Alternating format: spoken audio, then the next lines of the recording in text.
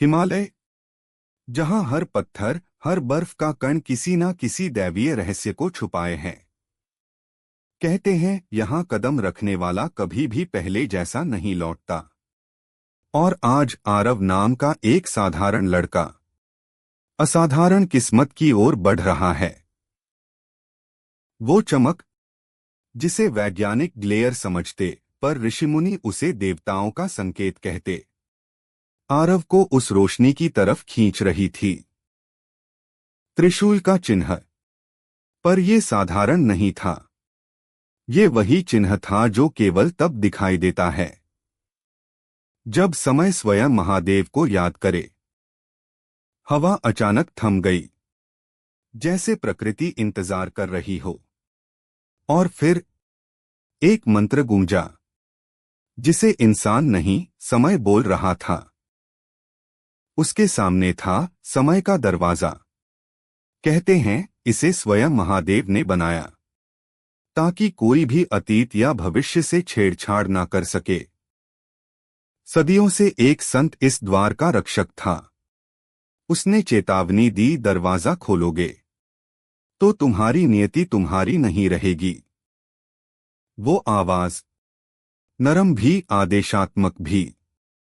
आरव समझ गया, ये किसी इंसान की नहीं, ये महादेव की आवाज थी।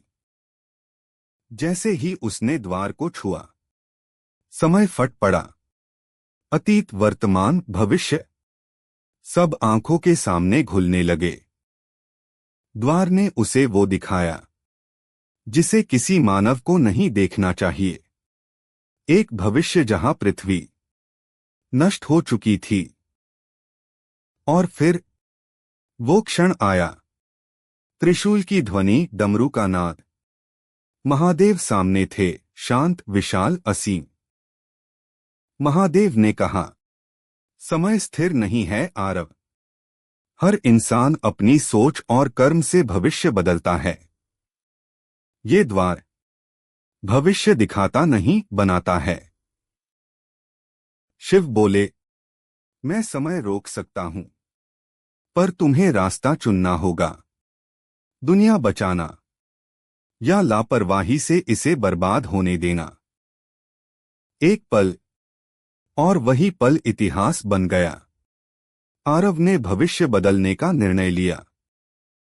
जब वो लौटा, दुनिया वही थी, पर हवा में हल्की सी दैवीय पवित्रता थी, जैसे कोई महान शक्ति मुस्कुरा रही हो। शिव की आवाज फिर आई, याद रखना, भविष्य कोई भविष्यवाणी नहीं है। ये हर पल लिखा जा रहा है, तुम्हारे द्वारा। और फिर प्रकाश का वह चिन्ह गायब हो गया। आरव जब शहर लौटा तो उसे लगा सब खत्म हो गया। पर जो चीज समय के द्वार के पीछे थी, वो उसके साथ लौट आई थी।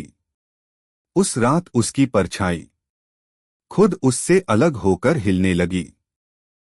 नींद में उसे वही द्वार दिखा, लेकिन इस बार टूटा हुआ। और पीछे एक काली आकृति। शिव की आवाज आई, सावधान आरव, समय का संतुलन बिगड़ चुका है।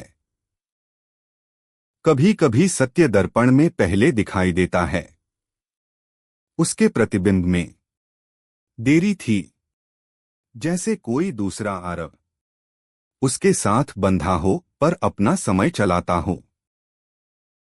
वो संत जो द्वार का पहरेदार था, वो भी आरव के पीछे शहर आ चुका था।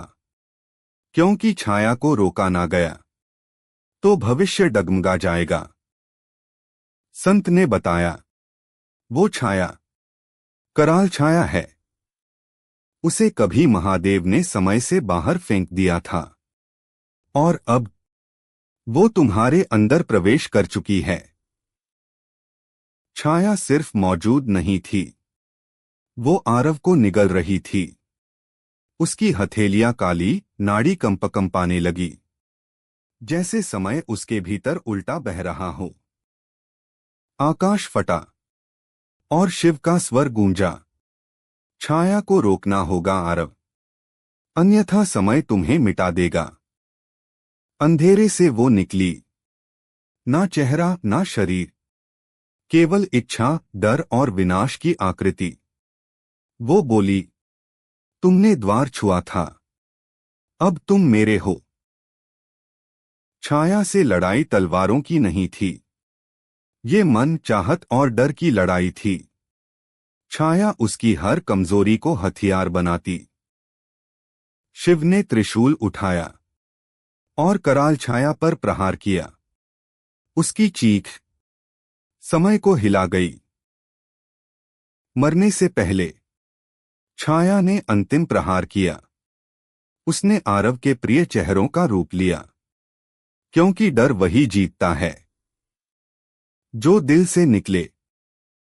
आरव ने अपनी चेतना उठाई और भीतर एक दिव्य शक्ति जागी। तीसरे नेत्र की हल्की झलक, प्रकाश फूटा, छाया चिल्लाई और फिर हवा में राख बनकर मिट गई। शिव बोले, अभी अंत नहीं हुआ आरव, द्वार टूट चुका है।